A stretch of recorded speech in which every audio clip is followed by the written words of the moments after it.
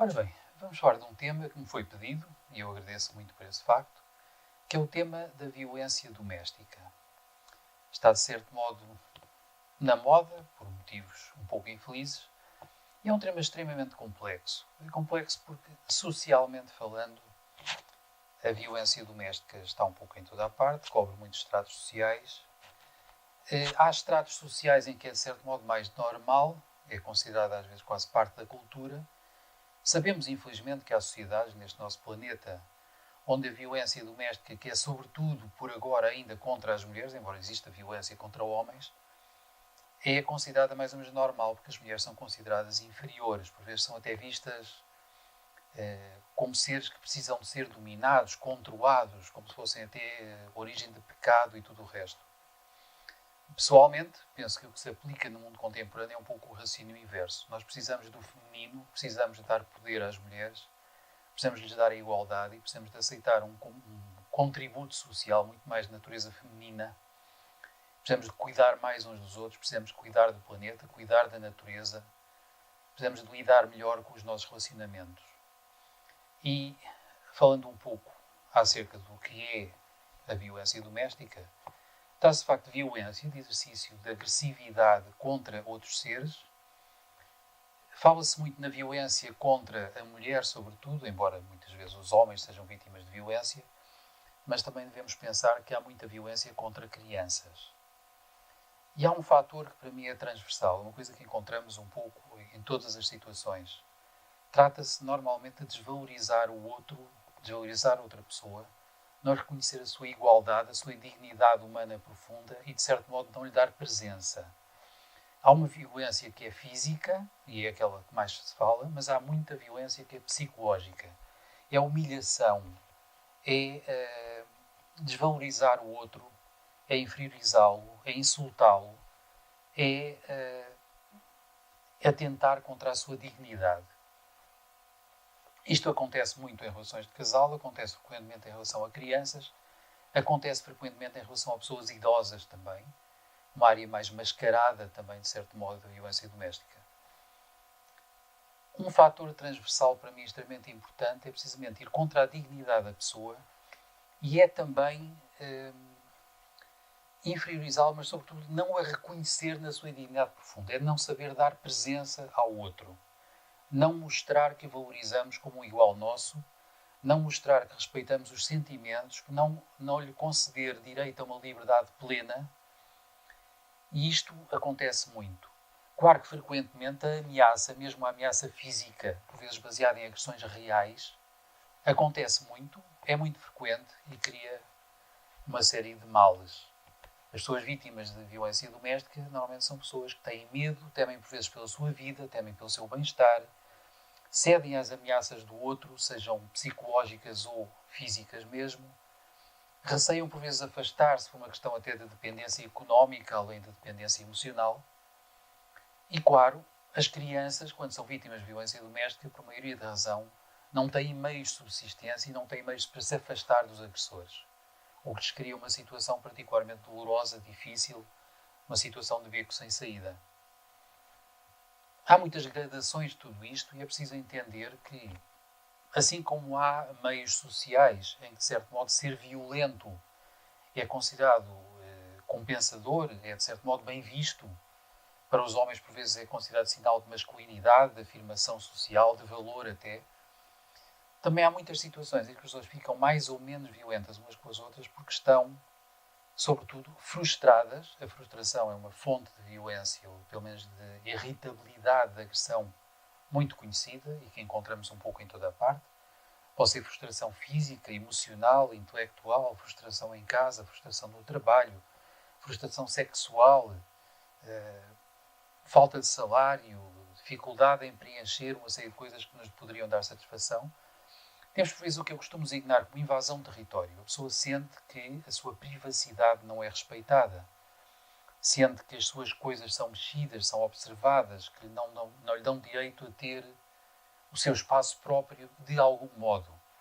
Isto pode equivaler a espiar o Facebook do outro. Isto pode equivaler a querer mexer no telemóvel, a querer saber com quem é que fala e quando é que fala e como. Muitas vezes também há ciúme metido neste assunto, uma tentativa de controle.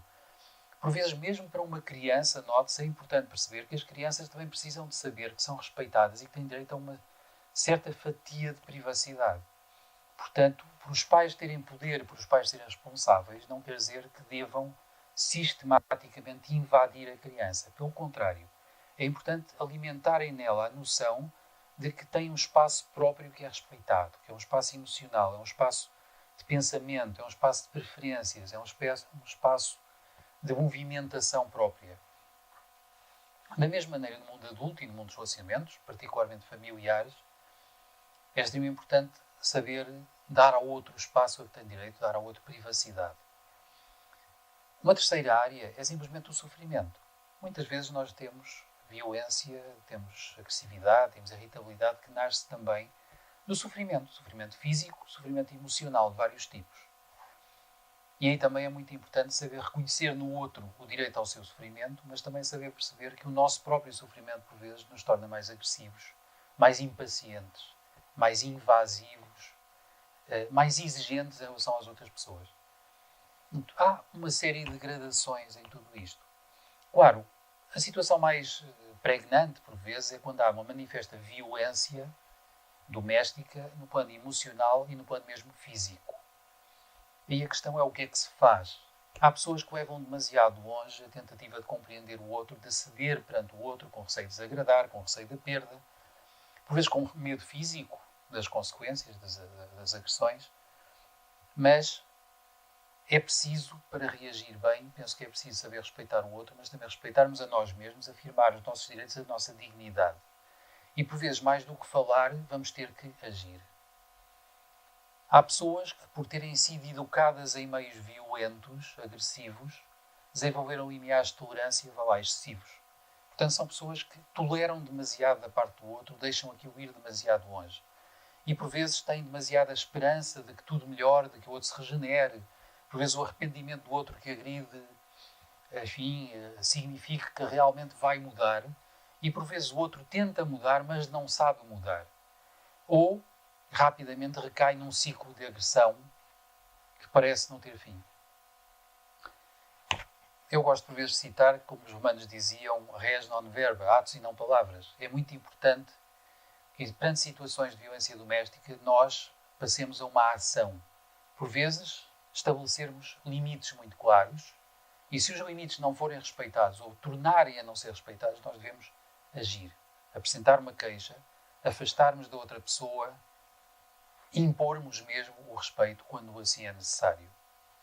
Então há um espaço para a tolerância, há um espaço para um diálogo construtivo, mas também há por vezes uma necessidade de ação e de uma ação determinada, eventualmente inflexível.